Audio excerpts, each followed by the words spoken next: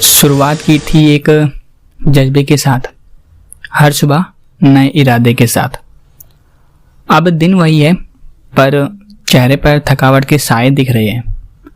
ये रास्ता लंबा है पर सपने उससे भी गहरे हैं। हर दिन की लड़ाई बस खुद से ही जीतनी जरूरी है। Welcome to the NEET frame episode 2। देखो, अब जर्नी आगे बढ़ी है, अब पेशेंस से काम लेना है। हम लोग सोचते हैं कि ये एक चैप्टर है, इसकी DPP, PYQ, module, chapter test, ये वो ये सब कर लेते हैं। अभी ये सब पता है दिमाग में क्यों आ रहा है? ये इसलिए आ रहा है क्योंकि तुम्हारे पास टाइम बच रहा है लेक्चर के भी अलावा। ये सब इसलिए हो रहा है अभी क्योंकि अभी चैप्टर जस्ट शुरू हुआ है तुम्हारे बैच के अंदर, चाहे वो ऑनलाइन हो चाहे वो ऑफलाइन हो, चाहे तुम किसी भी कोचिंग इंस्टीट्यूट के अंदर इन्वॉल्व हुए हो। अभी तुम्हारे पास रिवीजन करने के लिए ज़्यादा कुछ है नहीं, ठीक है। लेकिन तुम ऐसा करना नहीं है क्योंकि ऐसा करके तुम अपना सिर्फ टाइम वेस्ट करोगे, क्योंकि ये चीज़ तुम 2-3 चैप्टर पर हर सब्जेक्ट के अंदर फॉलो कर पाओगे, बट आगे के चैप्टर का क्या होगा? क्योंकि सिलेक्शन सिर्फ 8 या 10 चैप्टर से नहीं होने वाला ना, इसलिए कह रहा हूँ कि रियलिटी में आओ, ये गलती मत करना। तो अब सवाल आता है कि करना ही। देखो, बचे हुए टाइम को ना सही जगह यूटिलाइज करो। जो इजी चैप्टर्स होते हैं, ठीक है, हर सब्जेक्ट के अंदर, उनको लास्ट ईयर के लेक्चर से कर लो अभी से ही, ठीक है। लेक्चर्स बहुत जगह फ्री ऑफ कॉस्ट टेलीग्राम के अंदर मिल जाते हैं, ठीक है। आपको चाहिए होगा तो आप मेरे टेलीग्राम में देख सकते हो, बोल सकते हो, मैं आपको प्रोवाइड करा दूंगा। तो आप लोग लास्ट ईयर के लेक्चर से जो इजी चैप्टर्स है उनको अभी से कर लो, ताकि जब आपने जो अभी लाइव बैच ले रखा है वो चैप्टर्स जब आपके टीचर्स लाइव बैच में कराएंगे तब आप उनको ना करते हुए अपना शेयर रिवीजन पे फोकस कर लेना।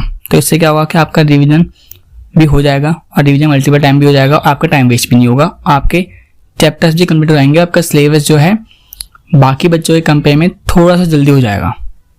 अब आप लोग सोच रहे होंगे कि यार लास्ट ईयर के लेक्चर से करूँगा या फिर करूँगी तो क्या नाम कहते लाइव लेक्चर्स तो इस बार के बैच से करूँगा नहीं, तो फिर कोई दिक्कत तो नहीं हो जाएगी कहीं। यार एक बात ना ध्यान से समझो, चाहे लास्ट ईयर का लेक्चर हो चाहे इस ईयर का लेक्चर हो, टॉपिक्स बोल दो, फॉर्मूला बोल दो, कंसेप्ट बोल दो, हर साल तो सेम रहने वाला है ना। अगर काइनेमेटिक्स की 3 इक्वेशंस आप लास्ट ईयर पढ़ रहे हो तो इस ईयर के जो टीचर होंगे वो काइनेमेटिक्स की 3 इक्वेशन पढ़ाएंगे ना। ऐसा तो यानी 4-5 इक्वेशन नई आ चुकी होगी या फिर वो अपनी तरफ से नई ऐड ऑन कर देंगे। तो सिलेबस तो वही है, टॉपिक भी वही है, फॉर्मूला भी वही है, कंसेप्ट भी वही है, तो फिर आप अपना टाइम वेस्ट कर ही क्यों रहे हो? तो आप ये क्यों सोचो कि अगर मैं लास्ट ईयर के लेक्चर से पढ़ ले तो कहीं गड़बड़ तो नहीं हो जाएगा, कहीं उल्टा तो नहीं हो जाएगा, इस तरीके से मत सोचो, क्योंकि हर चीज़ सेम रहने वाली है। लास्ट ईयर भी सेम थी, इस ईयर भी सेम चीज़ आने वाली है। तो आप यही करो, इजी चैप्टर्स को कंप्लीट कर लो लास्ट ईयर के लेक्चर से। अब मैं अगर इजी चैप्टर का एग्जांपल दूं तो जैसे कि फिजिक्स के मॉडर्न फिजिक्स होता है, अगर नीट के अंदर 20 लाख बच्चे बैठ रहे होते हैं तो 18-19 लाख बच्चों को मॉडर्न फिजिक्स के क्वेश्चंस आते हैं करने, ठीक है। तो ऐसे जैसे ग्रेविटेशन चैप्टर हो गया जिस पर सिर्फ आपको फॉर्मूला लगाना है और आंसर पाना है। तो ऐसे कुछ चैप्टर्स और है जो आप देखोगे समझोगे तो वहाँ पर आपको पता चलेगा कि हाँ कौन कौन से इजी चैप्टर्स है जो कि आप लास्ट ईयर के लेक्चर से कर सकते हो।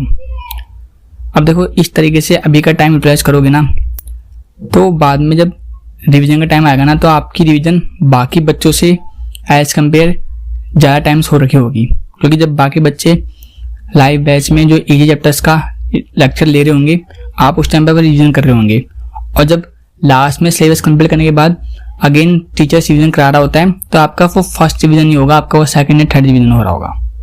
तो इससे क्या होगा, आपका टाइम जो है सही जगह यूटिलाइज होगा। तो बस यही चीज़ थी जो इस एपिसोड के जरिए आपको बतानी थी। अब हम मिलते हैं अगले एपिसोड में। All the best for your journey, patience रखो, सब सही होगा।